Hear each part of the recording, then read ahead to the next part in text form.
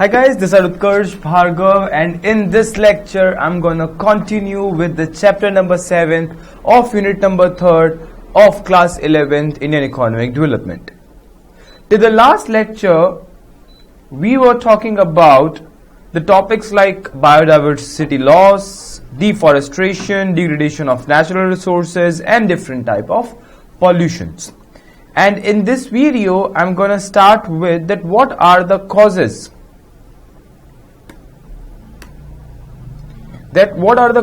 or factors of environment degradation. Fine. इसके भी guys हमने लास्ट लेक्चर में 2 पॉइंट्स हमने कवर कर लिए थे. आज के इस लेक्चर में हम इसके 3rd पॉइंट से स्टार्ट करेंगे. But let us quickly let's just have a recap on the points which we have already done in the last video. So there are various factors which lead to the problem of environmental degradation. These are first, high growth rate of population. This means कि अगर आपके country में environment degradation इतने ज्यादा बड़े level पर हो रहा है तो उसके पीछे के बेसिक कॉजेस क्या होंगे.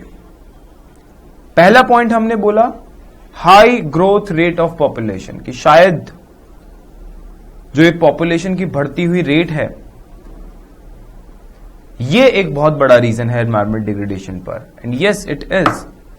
पॉपुलेशन इतनी ज्यादा रैपिडली बढ़ रही है कि जो पर हेड अवेलेबिलिटी है रिसोर्सेज की वो बहुत ज्यादा कम होती जा रही है.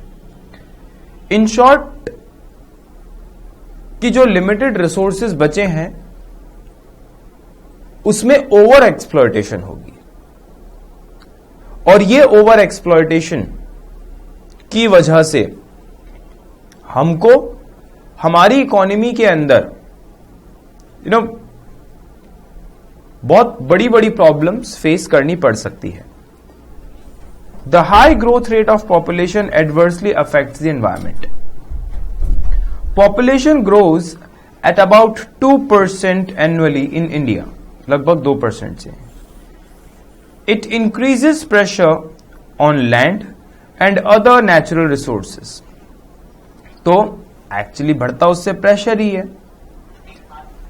Extraction of resources is more than their regeneration.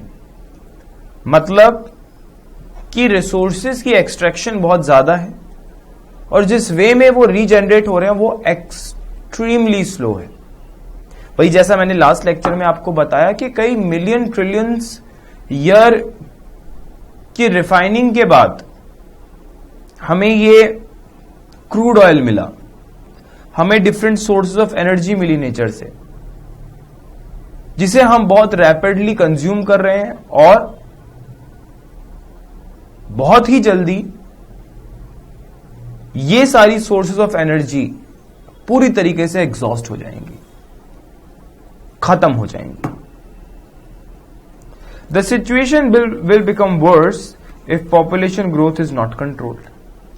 कि अगर हमने ये बढ़ती हुई पॉपुलेशन को नहीं रोका तो सिचुएशन और भी ज्यादा वर्स होगी, एग्जैक्टली होगी.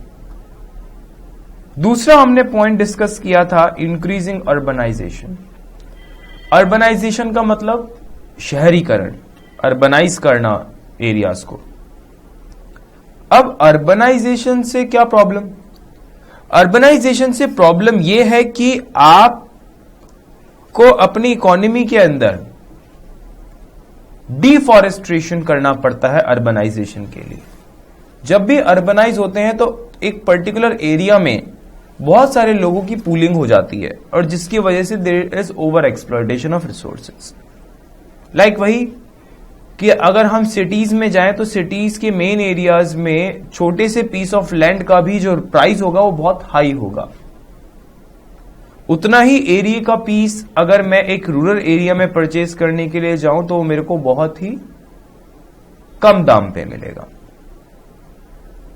ऐसा इसीलिए कि कुछ ही लोगों ने एक पर्टिकुलर एरिया के अंदर पूलिंग कर रखी है जिसकी वजह से रिसोर्सेज की हो गई है कमी, scarcity. As population in urban areas is increasing, migration of people from rural to urban areas makes the number bigger. कि जैसे जैसे अर्बनाइजेशन होती है वहां पर माइग्रेशन भी होनी शुरू हो जाती है, रूरल से अर्बन की तरफ लोग माइग्रेट करना शुरू कर देते हैं. लाइक दिल्ली, मुंबई इसका बहुत ही ज्यादा प्रोमिनेंट एग्जाम्पल है कि जहां पर लोग डेली हजारों लाखों की क्वांटिटी में माइग्रेट करते हैं. It puts more pressure on environmental resources as there would be more demand of human settlements, township and other civic amenities. तो बेसिकली प्रेशर ही बढ़ रहा है. नई नई टाउनशिप बसती जा रही है. दिल्ली अब दिल्ली से एनसीआर बन चुका है जिसका एरिया बहुत बड़ा है, और इस अर्बनाइजेशन की वजह से बहुत सारे पेड़ कटते हैं, एनवायरनमेंट को नुकसान होता है. It also leads to increase in slum areas, causes decline in the quality of air, water and resulting into environment degradation. तो इससे अल्टीमेटली एयर की क्वालिटी, वाटर की क्वालिटी ये गिरती है. स्लम एरियाज बहुत ज्यादा बढ़ जाते हैं, like both in Delhi, in Mumbai, in other metropolitan city you can easily see a slum, so many slums. Then तीसरा पॉइंट जो है यहां पर दैट इज रैपिड इंडस्ट्रियलाइजेशन, कि ये जो एनवायरमेंट की क्वालिटी डिग्रेड कर रही है, गिर रही है, उसके पीछे का हमने एक काफी बड़ा जो पॉइंट है वो हम इसको भी हम क्रेडिट देते कि रैपिड इंडस्ट्रियलाइजेशन की वजह से ऐसा होता है. With economic reforms industrial sector is progressing faster, कि 1991 के रिफॉर्म्स के बाद जो इंडस्ट्रियल सेक्टर है वो बहुत ज्यादा तेजी से प्रोग्रेस कर रहा है. Though it is good for economic growth, कि इकोनॉमिक ग्रोथ के लिए बहुत अच्छी चीज है. But rapid industrialization if it is unplanned and no provisions are made for the harm cause to environment, कि अगर अनप्लैन्ड है, कोई प्रोविजन नहीं बनाए गए कि अगर एनवायरमेंट को नुकसान हुआ तो हमें क्या करना होगा, उसकी वजह से क्या होगा, would lead to air, water and noise pollution, कि इससे तीनों चीजें होंगी, एयर पॉल्यूशन भी, वाटर पॉल्यूशन भी और नॉइज पॉल्यूशन भी. Industrial waste, chemicals, smoke etcetera create health problems, कि अब ये हेल्थ प्रॉब्लम्स क्रिएट करते हैं. There would be indiscriminate feeling of trees to set up industries which would cause deforestation. So deforestation की वजह से अगेन क्या क्या चीजें होती हैं, you all know this. नई नई इंडस्ट्री सेटअप करने के लिए भी जंगल काटे जाते हैं. डिफॉरेस्ट्रेशन बहुत बड़े लेवल पे प्रैक्टिस किया जाता है. And this rapid industrialization is one of the cause behind the environmental degradation. Next point is poverty, fourth point. गरीबी भी एक बहुत बड़ा रीजन है इसके पीछे का. There is widespread poverty in India due to illiteracy and unemployment. तो we all know this thing कि इंडिया में पॉवर्टी बहुत बड़े लेवल पर है, जिसके पीछे का रीजन क्या है, illiteracy and unemployment. When these poor people fail to find jobs, they depend on the activities like cutting trees for fuel, wood. They also sell it in the local markets. पेड़ों को काटते ताकि उनका रोज का खाना पक सके, और जो सरप्लस कटिंग होती है उसे जाके वो सेल करते हैं मार्केट्स में. ताकि कुछ पैसा अर्न हो सके।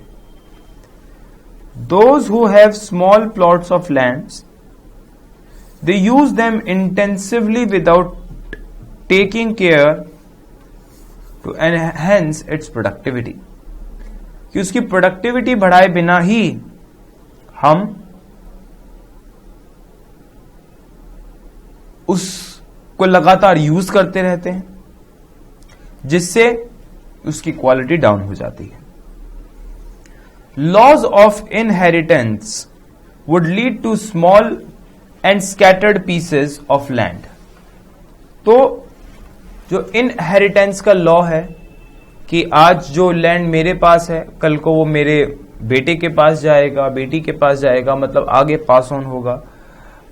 मेरे पास एक छोटा सा पीस ऑफ लैंड है, घर में 2 बच्चे हैं, दोनों के बीच में आधा आधा डिवाइड हो जाएगा, फिर उनके आगे डिवीजन होगा। तो उसकी वजह से स्मॉल और स्कैटर्ड, अलग अलग फैले हुए छोटे छोटे टुकड़े लैंड के बन जाते हैं, which ultimately would mean harm to natural assets.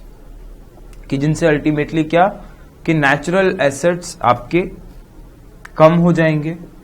आप कोई चीज ऑब्जर्व करने को मिलेगी कि आपकी उस लैंड की क्वालिटी में बहुत बड़ा एक असर पड़ा है और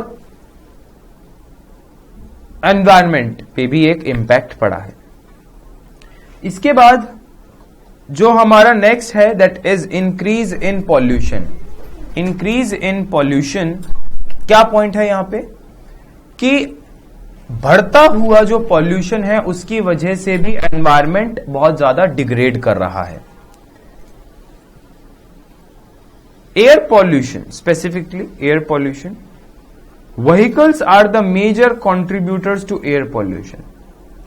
कि व्हीकल्स की वजह से एयर पॉल्यूशन बहुत बढ़ता जा रहा है। Increase in the number of vehicles leads to air pollution. Towns में, सिटीज में, इनफैक्ट अब तो रूरल एरियाज, विलेजेस में भी जो व्हीकल का जो पॉपुलेशन है वो बहुत ज्यादा बढ़ती जा रही है।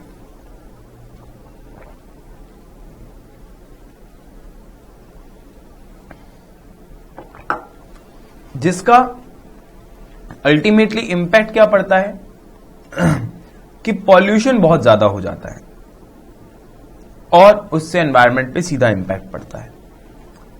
Use of fossil fuels in industries, liquid fuels in vehicles and biofuels like cow dung, fuel wood in rural households add to the pollution. तो जो फॉसिल फ्यूल्स इंडस्ट्रीज में इस्तेमाल होते हैं, जो लिक्विड फ्यूल्स कार्स में, बाइक्स में, vehicles में इस्तेमाल होते हैं, और जो बायोफ्यूल्स रूरल एरियाज में इस्तेमाल होते हैं, ये सब एयर पॉल्यूशन करती हैं। वाटर पॉल्यूशन की बात की जाए, ये भी एनवायरमेंट डिग्रेडेशन में पार्ट लेती हैं।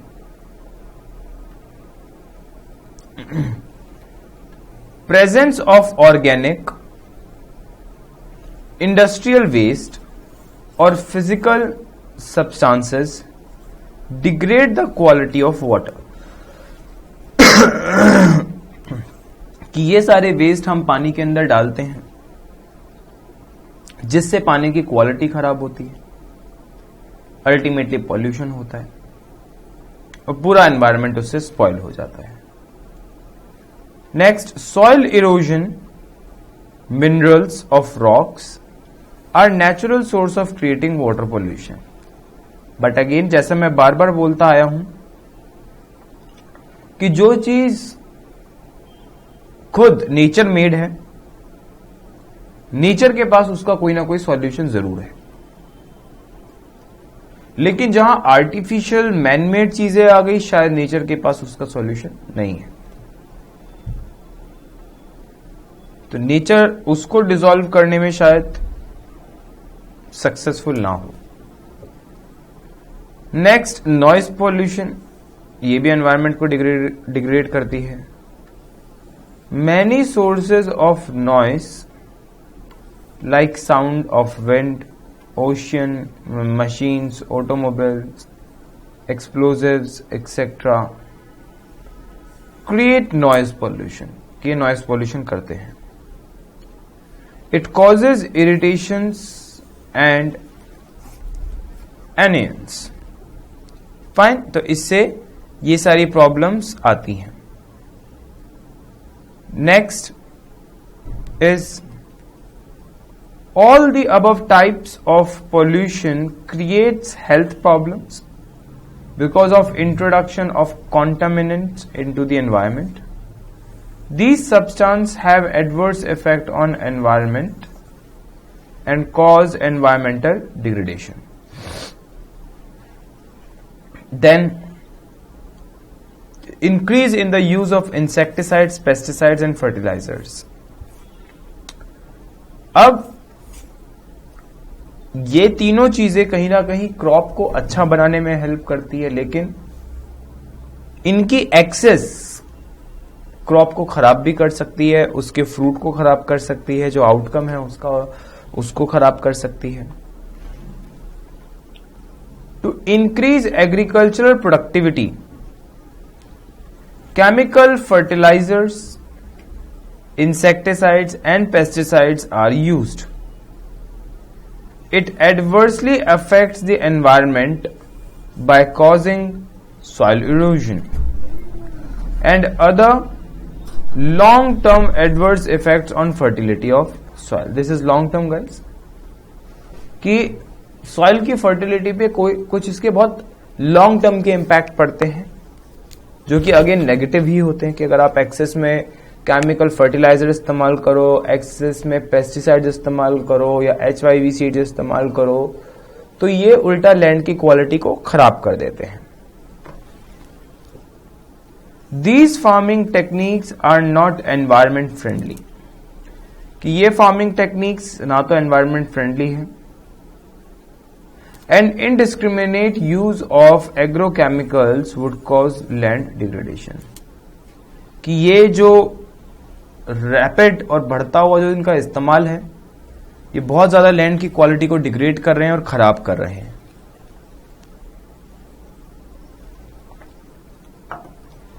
और सबसे बड़ी चीज कि जो चीजें आर्टिफिशियल होती हैं वो कहीं ना कहीं नेचुरल चीजों को नेगेटिवली अफेक्ट करती हैं. तो ये सारी चीजें क्या है, ये आर्टिफिशियल है. केमिकल पेस्टिसाइड्स, केमिकल इंसेक्टिसाइड्स, तो ये आर्टिफिशियल चीजें नेचर को नेगेटिवली अफेक्ट करती हैं. एक्सेस में करोगे तो और ज्यादा करेगी, और लॉन्ग टर्म में तो इसके नुकसान बहुत दिखेंगे. नेक्स्ट पॉइंट क्या लिखा हुआ है, massive over use and misuse of environmental resources. कि अगर एनवायरमेंटल रिसोर्सेज को मैं हद से ज्यादा इस्तेमाल करने लगूं, तो अगर मैं हद से ज्यादा इस्तेमाल करूंगा तो सिंपल सी बात है, टाइम से पहले एग्जॉस्ट होंगे, क्वालिटी बहुत ज्यादा डिग्रेड कर जाएगी, और फ्यूचर जनरेशन के लिए वो चीज नहीं बचेगी. Over use of environmental resources is when their demand is more than their supply. It would result in problems like deforestation and land degradation. तो इसकी वजह से दिक्कतें क्या आती हैं कि या तो डिफॉरेस्टेशन होगी या लैंड डिग्रेडेशन होगी. तो ये सारी दिक्कतें इसके अंदर हमें देखने को मिलती हैं. Fine. Now, misuse of environmental resources is when we fail to protect it and harm it with harmful gases, substances and compounds. तो अगर मैं इनको प्रोटेक्ट ना कर पाऊं, इनके हार्मफुल गैसेस से या दूसरे पॉइजनस सब्सटेंसेस से, तो अगेन इन एनवायरमेंटल रिसोर्सेज की क्वालिटी खराब होगी. It would result in problems like global warming and ozone depletion. तो इससे ग्लोबल वार्मिंग होगी, ओजोन डिप्लीशन होगी, जिसके अपने अलग कॉन्सिक्वेंसेस हैं, जो अलग तरीके से एनवायरनमेंट को अफेक्ट करते हैं, नेगेटिवली अफेक्ट करते हैं. Then next is measures to control environmental degradation. क्या मेजर्स हैं जिनके थ्रू मैं ये एनवायरमेंट डिग्रेडेशन को रोक सकता हूं? With increase in economic activities to achieve the desired rate of economic growth, industrialization and urbanization have increased, causing environmental degradation. तो ये अपना डिजायर्ड लेवल अचीव करने के लिए इंडस्ट्रियलाइजेशन और अर्बनाइजेशन दोनों की ग्रोथ बहुत ज्यादा रैपिडली हो रही है, जिससे एनवायरमेंट के ऊपर एक नेगेटिव इंपैक्ट पड़ रहा है. The following measures will help us to overcome the problem of environmental degradation. तो इन फॉलोइंग मेजर्स की वजह से हमारी इकोनॉमी में एनवायरमेंट डिग्रेडेशन को हम रोक सकते हैं. First one is the population control. These are the ways through which we can control the environmental degradation. सबसे पहले अपनी इकोनॉमी में जो पॉपुलेशन का साइज है उसको हम किसी तरीके से कंट्रोल करें. तो उससे क्या होगा कि जो पर हेड अवेलेबिलिटी है रिसोर्सेज की वो ठीक होगी, ओवर एक्सप्लॉयटेशन नहीं होगी रिसोर्सेज की, और रिसोर्सेज मेंटेन रहेंगे. There is an urgent need to check population growth. Urgent need है. It will help to maintain the balance between extraction of environmental resources and their regeneration. तो इसकी help से उनको दोबारा से डेवलप होने में उनको टाइम मिलेगा अगर पॉपुलेशन कम होगी तो, और एक बैलेंस बना रहेगा उनकी ग्रोथ में और उनके यूज में. Fall in the growth rate of population will help in maintaining ecological balance by reducing the size of environmental degradation. तो जो ग्रोथ रेट है पॉपुलेशन की अगर वो गिरती है तो वो इकोलॉजिकल बैलेंस को बनाए रखने में, एनवायरमेंट डिग्रेडेशन को कम करने में बहुत हेल्प करेगा. थर्ड इस पॉल्यूशन कंट्रोल. मतलब कि आप कुछ भी करें लेकिन पॉल्यूशन को कंट्रोल करने की कोशिश करें. Pollution control is very basic measure to keep air, water and noise pollution under check. तो वाटर, एयर, नॉइज पॉल्यूशन इनको हमें कंट्रोल में करना है. The agriculture pollution should be controlled by motivating pollution, can be controlled by encouraging carpools, expanding provisions of depreciation of natural capital. तो carpool वगैरह को encourage करके, कैब फैसिलिटी को ज्यादा एनकरेज करके हम इन सारी चीजों को ठीक कर सकते हैं, और कहीं ना कहीं हमारे इस इकोनॉमिक सिस्टम के अंदर हम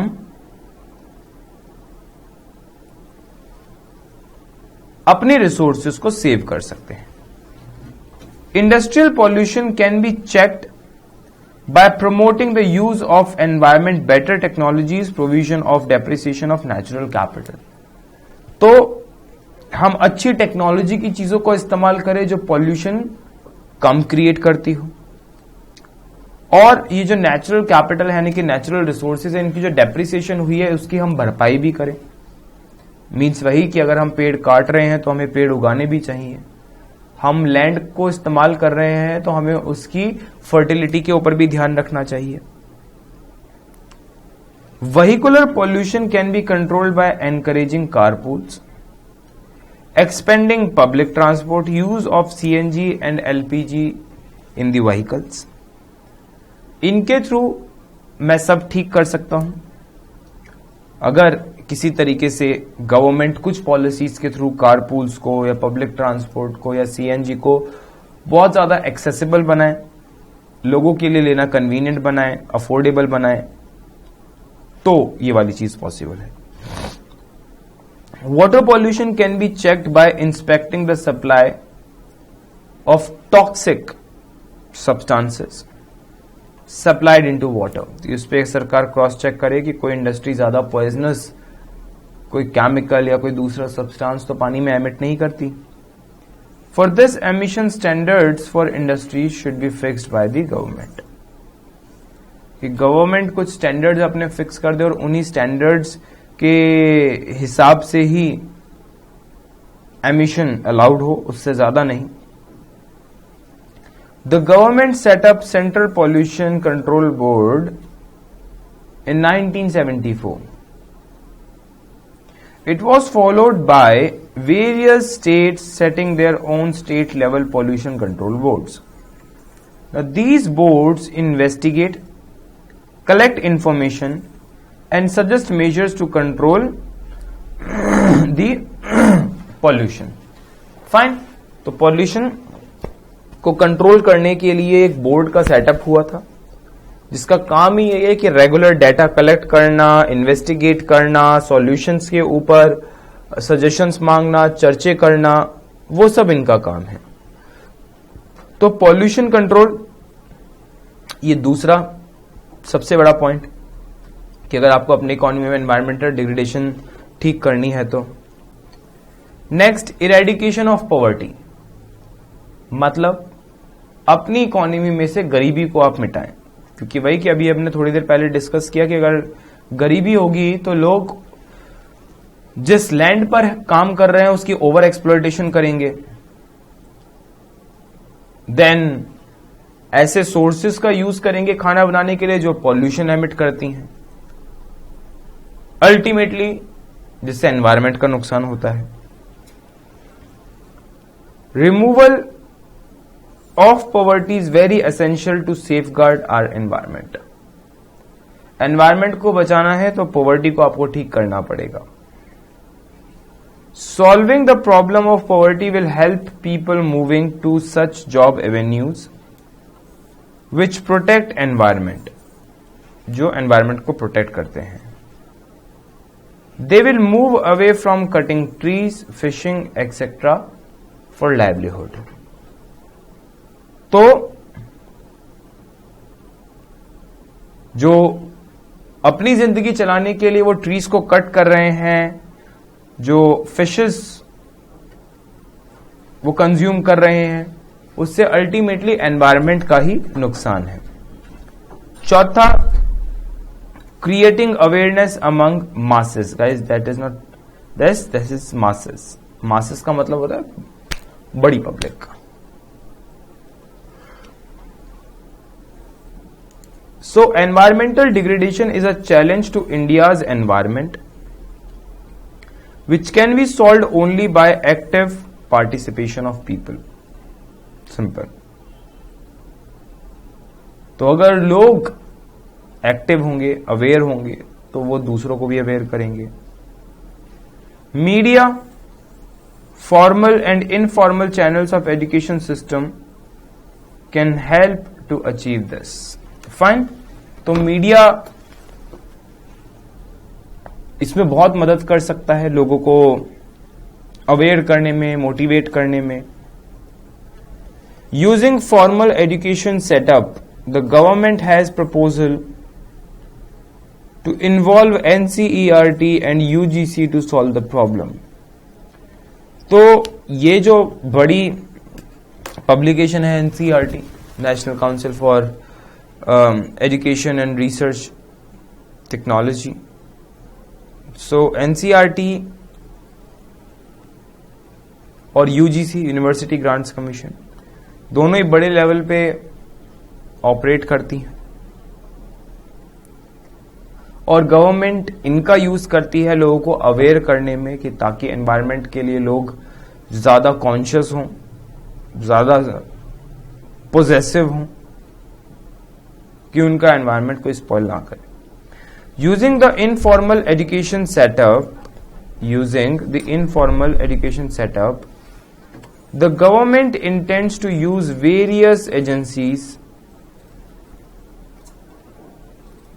Okay, where we have gone, yeah.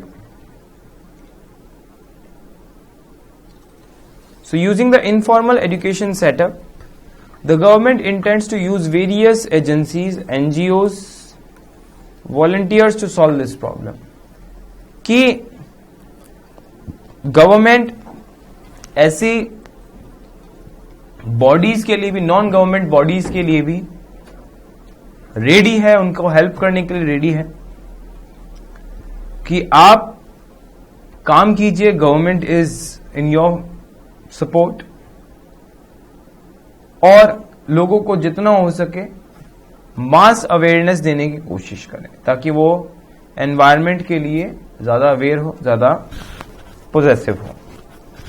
Then management of solid waste, जिसके बारे में हमने बात क्या करी थी कि लाइक दिल्ली के अंदर there are 2 very big hills and probably so many small hills of the solid waste, because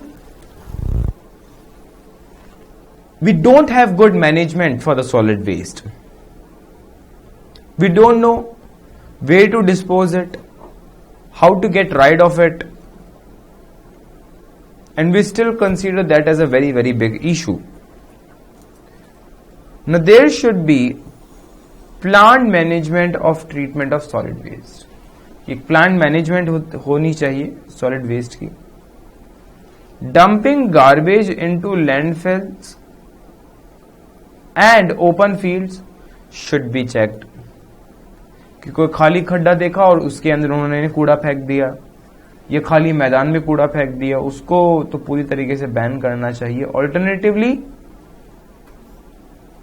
and proper arrangement should be made to dump waste, कि प्रॉपर अरेंजमेंट सरकार को देना चाहिए कि कहां पर वो अपना कूड़ा डिस्पोज करें, गार्बेज को डिस्पोज करें. लोगों के पास शायद वही आज की डेट में ऑप्शंस नहीं है कि कहां पर उसको डिस्पोज किया जाए, इसीलिए वो ओपन स्पेस में उसको फेंक देते हैं, which creates pollution. Solid waste management, solid waste should be treated scientifically and measure to turn rural waste into the compost should be invented and implemented. तो उसको साइंटिफिकली हमें ट्रीट करना चाहिए और किसी तरीके से हम जो रूरल वेस्ट है उसे कंपोस्ट में बदल के एज अ फर्टिलाइजर हमें इस्तेमाल करना चाहिए फार्म्स में, जिससे कूड़ा भी खत्म हो जाएगा और फायदा भी होगा और अच्छी क्रॉप भी होगी. 6th point, developing urban areas. Urban areas को और अच्छे से डेवलप करके. Migration of people from rural to urban areas creates pressure on environmental resources of the cities. कि जो रूरल से अर्बन की तरफ आने वाली माइग्रेशन है उससे सिटीज के रिसोर्सेज पे तो बहुत बड़ा बर्डन पड़ता है.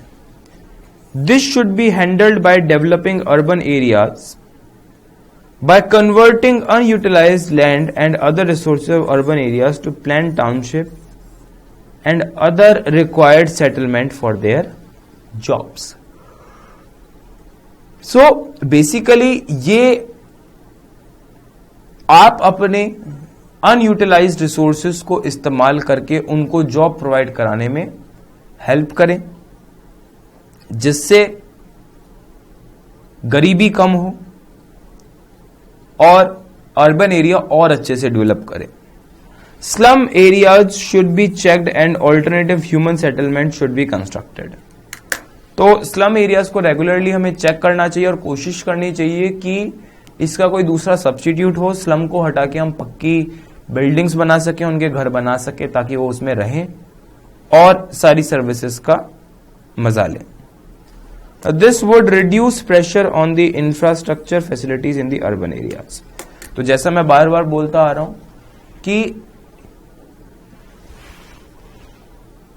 ये हाई पॉपुलेशन रिसोर्स पे बहुत हैवी बर्डन बनाता है, और अगर आपकी कंट्री में ये हाई पॉपुलेशन बढ़ती जाए तो इंफ्रास्ट्रक्चर के ऊपर बर्डन बढ़ेगा। पॉपुलेशन किसी तरीके से कंट्रोल आए तो इंफ्रास्ट्रक्चर के ऊपर बर्डन काफी कम हो जाएगा। Then suitable pattern of economic growth. Next point, the pattern adopted to achieve economic development should be environment friendly. कि जो पैटर्न हमने चुना है इकोनॉमिक डेवलपमेंट का, वो क्या, एनवायरमेंट फ्रेंडली होना चाहिए।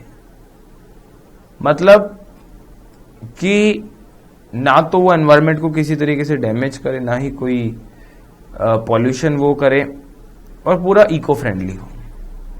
विच does not deplete any natural assets, जो ना ही किसी नेचुरल एसेट को डिप्लीट करे। Government should initiate such policies which aim at restoration of degraded environment like afforestation, regulation of industries, town planning, cleaning water bodies, disposal of sewage and trade effluents. So government को कुछ ऐसी policies अब choose करनी चाहिए जो कहीं ना कहीं एनवायरमेंट की क्वालिटी को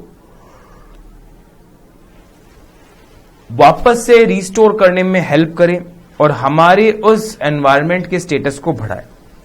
then the measures which combine command and control methods to protect environment should be initiated. कि जो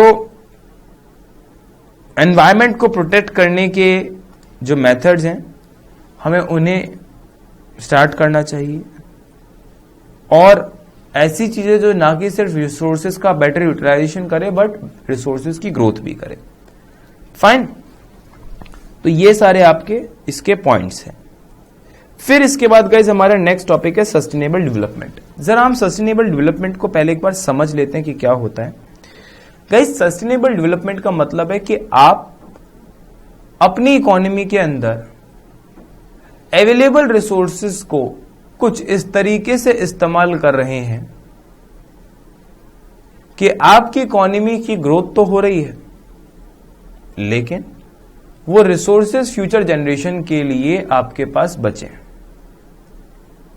फ्यूचर जनरेशन भी उन रिसोर्सेज को यूटिलाइज कर पाएगी। सो sustainable development is basically that development in which the economy grows in such a manner that the resources are left for the future generation as well.